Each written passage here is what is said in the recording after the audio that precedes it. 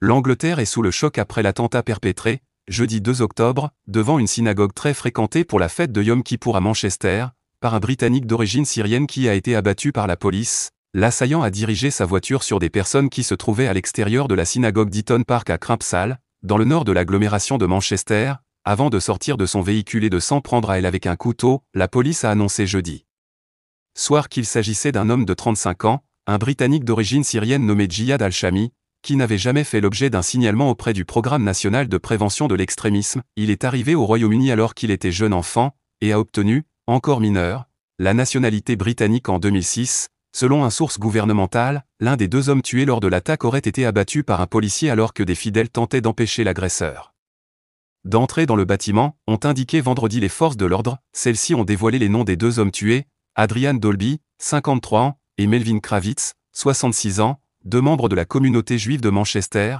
La police a abattu le suspect 7 minutes après qu'il ait foncé avec sa voiture sur des piétons devant la synagogue. Il portait ce qui semblait être une ceinture explosive, qui s'est avérée être factice. Cette attaque qualifiée de terroriste par les forces de l'ordre est l'une des pires visant des Juifs en Europe depuis l'attaque sans précédent du Hamas le 7 octobre 2023 en Israël, qui a déclenché la guerre à Gaza. Le Royaume-Uni a connu une augmentation du nombre des incidents antisémites depuis 2 ans. L'organisation Juive Community Security Trust, CST, en a recensé 1521 au cours des 6 premiers mois de 2025, en baisse par rapport au record de 2019 au premier semestre 2024. Bien que ce chiffre soit en recul de 25% sur un an, il reste le deuxième plus élevé depuis le début des relevés du CST en 1984. L'association souligne qu'elle a enregistré le plus grand nombre de signalements quotidiens, 26, dont 16 en ligne, le 29 juin, au lendemain du concert du duo Bob Dylan au festival de Glastonbury en Angleterre. Lors de leur passage sur scène, les rappeurs avaient scandé « Mort, mort aux IDF, forces de défense israéliennes »,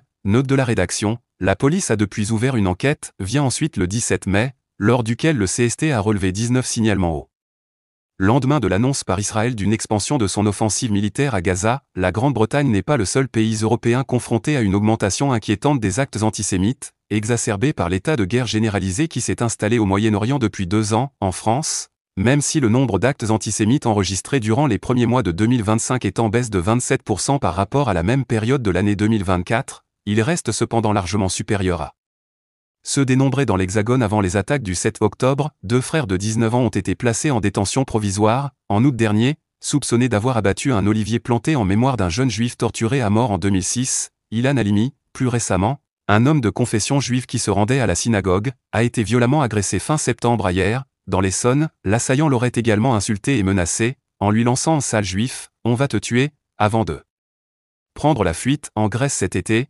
plusieurs escales du bateau de croisière israélien Crown Iris ont été perturbées par des manifestations hostiles de centaines de personnes, à l'appel notamment d'un syndicat proche du Parti communiste. Aux Pays-Bas en novembre 2024, la police anstellodamoise avait été débordée par des ratonnades contre des supporters du club israélien Maccabi Tel Aviv, qui eux-mêmes avaient auparavant entonné des chants anti-arabes. En Allemagne, un nombre record de 6236 crimes et délits antisémites ont été recensés en 2024, presque 3 fois plus qu'en 2022 selon l'agence de renseignement intérieur. L'attentat de Manchester est cependant la première attaque mortelle commise contre des juifs en Europe depuis les attaques du 7 octobre. Le vieux continent a été la cible dans les années 2010 de plusieurs attentats antisémites d'inspiration djihadiste. Le 14 février 2015, Omar El Hussein, un jeune Danois d'origine palestinienne, avait ouvert le feu sur un centre culturel de Copenhague, tuant une personne, un réalisateur de 55 ans. Avant de prendre la fuite, il avait ensuite abattu la nuit suivante un juif de 37 ans qui montait la garde devant une synagogue de Copenhague, avant d'être tué à l'aube lors d'un échange de tirs avec la police. Quelques semaines plus tôt, à Paris, le 9 janvier 2015, 4 personnes de confession juive avaient été tuées dans un hypercaché lors d'une prise d'otage par le djihadiste Hamedi Koulibaly, ensuite abattu par la police.